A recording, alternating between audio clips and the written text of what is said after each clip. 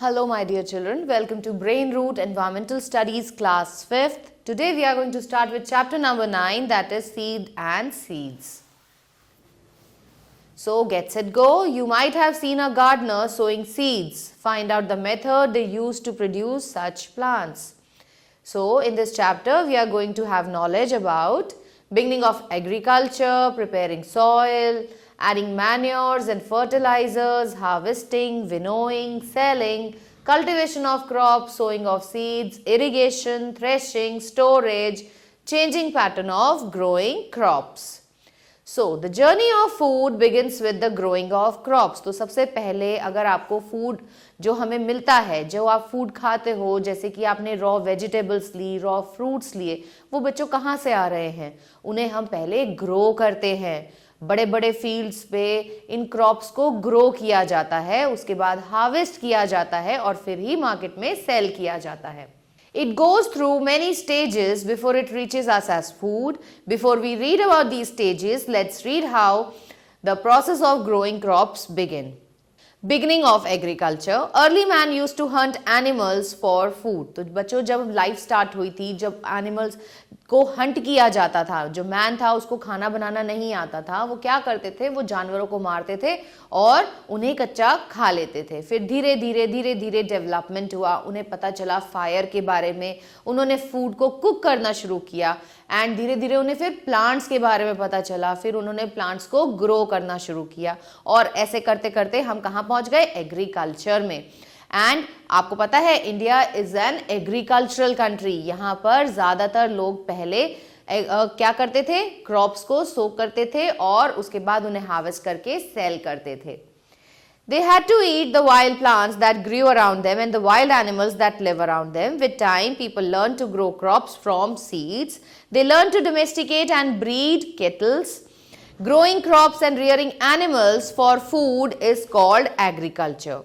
Once people started agriculture, they began to settle down in permanent houses because they did not need to move around looking for food anymore. Villages and societies gradually grew because of agriculture. तो जहाँ पर लोगों ने अपने fields बना लिए, वहाँ पर उन्होंने agriculture शुरू कर लिया, वहीं पे उन्होंने अपनी settlements भी बना ली क्योंकि उन्हें अब food के लिए इधर उधर घूमने की जरूरत नहीं थी. Over the years, the scientists developed better and stronger varieties of plant, modern farm machines and highly effective fertilizers and pesticides.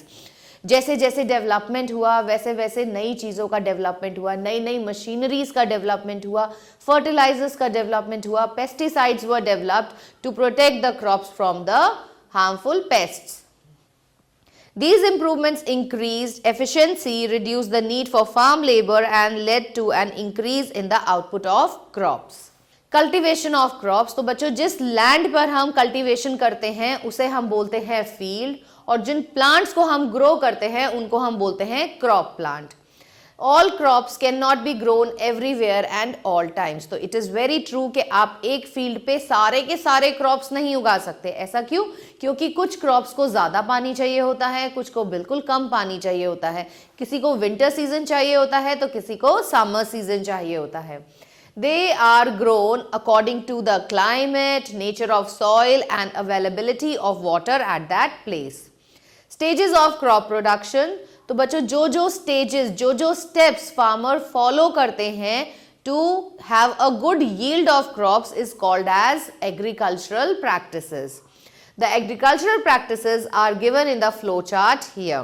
तो सबसे पहले क्या किया जाता है? प्रिपरेशन ऑफ सॉइल किया जाता है, फिर सोइंग ऑफ सीड्स के बाद एडिंग मैन्योर एंड फर्टिलाइजर्स, फिर खेतों को पानी दिया जाता है और उसके बाद हार्वेस्टिंग की जाती है, थ्रेशिंग की जाती है, विनोइंग, उसके बाद स्टोरेज और फिर मिलता है आपको वो crop as a food.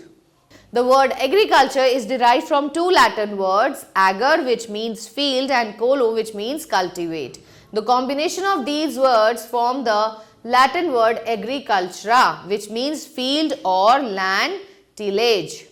Now सबसे पहला काम क्या करता है फार्मर? सबसे पहले फार्मर को जरूरत होती है टू प्रिपेयर द सॉइल. जो फील्ड उनके पास है वहां पर अगर बड़े बड़े पत्थर है तो उनको ब्रेक किया जाता है, सॉइल को लूजन अप किया जाता है ताकि air can easily penetrate into the soil. क्योंकि प्लांट्स की जो रूट्स हैं उनको भी तो ब्रीदिंग करनी है, तो वहां पर भी ऑक्सीजन होनी चाहिए, वहां जो माइक्रो ऑर्गेनिजम्स हैं उनको भी तो रेस्पायर करना है, इसीलिए loosening of soil is very important. तो सबसे पहला प्रोसेस होता है बच्चों ploughing. The process begins with ploughing. The process of loosening and turning the soil is called ploughing. This is done with a wooden or an iron plough. Animals are used to pull the plows in small field. आपने खेतों में हल चलते देखा है ना, तो वही होता है ये। Plowing in big field is done by tractors. तो इसके एडवांटेजेस क्या हैं? सबसे पहली बात है कि जब आपने इसको टिल्टिंग किया, जब आपने इस प्रोसेस से सॉइल को लूज किया, तो वहां पर जो न्यूट्रिएंट्स प्रेजेंट हैं वो इजीली जो है वो डिस्ट्रीब्यूट हो जाते हैं सॉइल में, और उसके बाद they are easily available to the plant growing there. It helps in bettering the tendency of soil to retain water. तो आपने देखा होगा जैसे आपके घर में गमले भी होते हैं, तो आप क्या करते हो, उनको खोद के रखते हो ना, बार बार खोदते हो। क्यों खोदते हो? ताकि उनके अंदर एयर जा सके। Water can easily penetrate through the soil.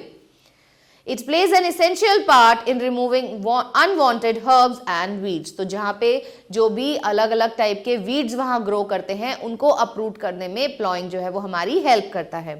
It betters the microbiome of the soil. तो वहां पे माइक्रो ऑर्गेनिजम्स की एक्टिविटी जो है वो इंक्रीज हो जाती है। The plowing helps the root to penetrate easily within the soil.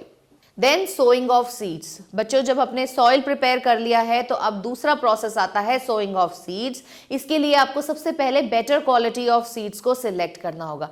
जितनी अच्छी क्वालिटी की आप सीड लोगे उतना ही अच्छा आपका क्रॉप होगा। Sowing is the process of planting seeds in the soil. It is either done by hands or with the help of machine called as seed drill. A variety of seed drills such as Tipan or Mogada are used for this purpose. After sowing, a wooden board is drawn over the field to cover the scattered seed within the soil. तो इस हिसाब से soil के अंदर seeds को scatter किया जाता है ताकि उनको sufficient space मिल सके to grow and to get all the nutrients. Adding manure and fertilizers. तो बच्चों मैन्योर्स क्या होते हैं? मैन्योर्स होते हैं ऑर्गेनिक सब्सटेंस जो हमने नेचर से लिए हैं, जैसे from dead remains of plants and animals. जो लीफ सूख गई उनको इकट्ठा कर लिया, एक्सक्रीटा हो गया, उसके बाद इन सबको मिलाकर खाद तैयार की जाती है और इस खाद को ही हम मैन्योर कहते हैं।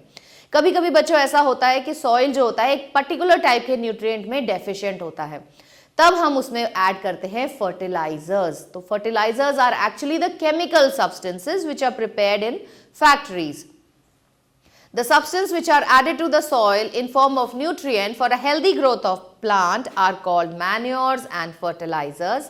They are added because growing crops continuously make the soil poor in certain nutrients. Lack of sufficient nutrients in the soil results in production of weak crops. Manures and fertilizers replenish the soil with nutrients. Now irrigation. भाई आपने soil prepare कर लिया, आपने seed sow कर दी, लेकिन seeds को germinate करने के लिए क्या चाहिए? पानी चाहिए। So you have to provide your field with adequate amount of water, ताकि जो आपकी seeds हैं वो easily germinate कर सकें। Water is essential for growth of plant. The process of watering plant in the field is called as irrigation. Agricultural land is usually irrigated by canals, wells, tube wells. आपने देखा होगा जब आप किसी खेत के पास से निकलते हो तो वहां पर ट्यूब वेल्स प्रेजेंट होते हैं to provide water for irrigation, या कनाल से हम लेते हैं। इवन कुएं जो आपने देखे होंगे ना गाँव में, वो भी इन्हीं कामों के लिए इस्तेमाल किए जाते थे। Nowadays, sprinkler irrigation and drip irrigation system are used for irrigation. Sprinkler system बच्चों वैसे ही है जैसे आपने देखा होगा गार्डन्स होते हैं ना, वहां पे फुव्वारे से लगे होते हैं, तो वो दूर दूर तक पानी को स्प्रिंकल करते हैं। तो ये सेम मेथड आजकल हम फील्ड्स में भी यूज करते हैं, जो पानी को स्प्रिंकल करने का काम करते हैं। या फिर हम ड्रिप इरिगेशन यूज कर सकते हैं बच्चों। इसमें हम क्या करते हैं, प्लांट्स की साइड से हम पाइप सिस्टम ले कर देते हैं और उन पाइप से रूट्स के पास ही बूंद बूंद पानी पहुंचाया जाता है। Drop by drop water is provided to the roots and this helps to conserve water. ये वाटर की वेस्टेज को रोकता है। Both excess of water and scarcity of water are harmful for crops. Then comes the harvesting. Process of cutting and gathering crop after they are mature is called harvesting. जब आपने अच्छे से पानी दिया है, उनकी क्रॉप्स की सेवा करी है, तो क्या होता है, आपको वहां पर फल भी मिलता है। तो वहां पर जब आपके क्रॉप्स बड़े हो जाते हैं तो उनको हार्वेस्ट करने की जरूरत होती है, and that process is called as harvesting. The crops are pulled out or cut close to the ground. It is done manually using sickle और थ्रू मशीन्स। और उसके बाद क्या होता है बच्चों, इसको हम सुखाते हैं, हार्वेस्टेड क्रॉप को सुखा के उसको बीट किया जाता है टू सेपरेट द सीड्स और grains from the straw. Threshing can be done manually, ये भी आप हाथ से भी कर सकते हो और थ्रू मशीन से भी हम कर सकते हैं। The manual method of threshing are treading by feet, frail method, and beating stalk against tubs, boards, or racks. Mechanically, threshing removes rice grains from the rice plants. In it, threshing has done speedily. Then comes the winnowing. अब winnowing में बच्चों seeds में से जितना भी chaff है उसे remove करने के लिए हम जो मेथड यूज करते हैं उसको हम कहते हैं winnowing. After threshing, the chaff is removed from the grains by wind, and this is called winnowing. In this process, the threshed grains are made to fall from a certain height. तो हम उसको थोड़ी height से गिराते हैं, जिसकी वजह से जो विंड ब्लो कर रहा होता है, chaff being lighter in weight, वो उसको कैरी कर लेता है, और जो ग्रेन्स होते हैं वो being heavy, वो वहीं गिर जाते हैं। तो इस तरीके से आप ग्रेन्स को chaff से रिमूव कर सकते हो by the process of winnowing. Then storage. Harvested crop need to be kept safe from moisture, insects, rats. Hence, they need to be stored safely. Some steps for proper storage are कि सबसे पहले तो आप grains को अच्छे से dry कर लो। Dry करोगे आप किसमें, सन की रेज से, ताकि उनके अंदर मॉइस्चर कंटेंट जो है वो खत्म हो सके। Farmers store grains in jute bags or in metallic bins. Large-scale storage of grains is done in silos and granaries to protect them from pests like rats and insects. उसके बाद जब आप इनको पैक करते हो तो इसके बाद आप इनको स्टोर करते हो सीलोज में या ग्रैनरीज में, ताकि जो चूहे हैं वो इन्हें खराब ना कर दें। Then selling, farmers sell their crops to the wholesalers. Wholesalers sell them to small shopkeepers or retailers from whom we buy them. Changing pattern of growing crops. Traditionally, farmers in India grow wheat, rice, sugarcane, millets, oilseeds, tea, coffee, potato, onion and other fruits and vegetables. लेकिन आजकल के ज़माने में आपने क्या देखा है कि लोग डिफरेंट काइंड्स ऑफ फूड जो है वो कंज्यूम करते हैं, इसीलिए फार्मर्स डिफरेंट टाइप के क्रॉप्स जो हैं वो अपने फील्ड में ग्रो करते हैं, जैसे कि kiwi, soybean, quinoa, parsley, broccoli and cherry. Crop diversification is intended to give wider choice in the production of variety of crops in a given area, as to expand production related activities on various crops and to lessen the risk. तो क्या है कि farmers जो हैं वो नई चीज़ों को grow करते हैं अपने field में to meet the demand and also to have a variety over their field. Crop diversification in India is generally viewed as a shift from traditionally growing less remunerative or profitable crops to more remunerative crops. Crop substitution and shift agriculture also taking place in the areas with distinct soil problems. तो जहां पर soil में ऐसी problems होती हैं वहां पर भी हम ऐसे crops grow करते हैं जो soil में grow कर सके. Now key points: agriculture, growing crops and rearing animals for food. Plowing, process of loosening and turning the soil. Sowing seeds, process of planting seeds in the soil. Irrigation, the process of watering plants in the field. Points to ponder: the journey of food begins with growing of crops. Early men used to hunt animals for food.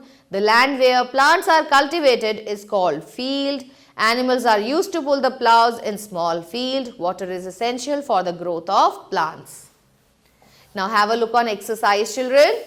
Tick the correct option. Early men had to eat the wild plants.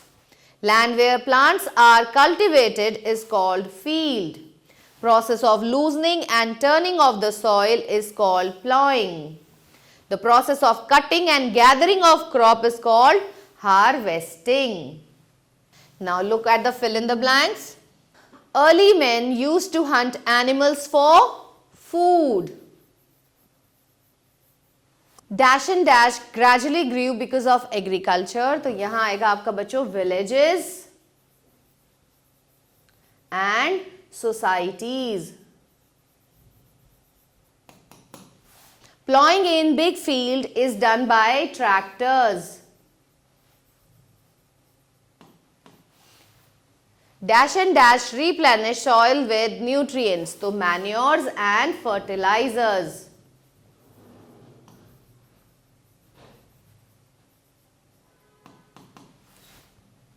Threshing can be done manually or by machines. Right, true or false? The journey of food begins with eating of food. False. Farmers sell their crops to the retailers. This is also false. वो पहले wholesalers को बेचते हैं. Water is essential for the growth of plants. This is true. Farmers store grains in jute bags. This is again true. Both excess and scarcity of crops are beneficial for crops. This is false. With this, we have come to the end of this chapter. Hope you have understood this chapter nicely, children. Stay tuned for the new video. Till then, goodbye.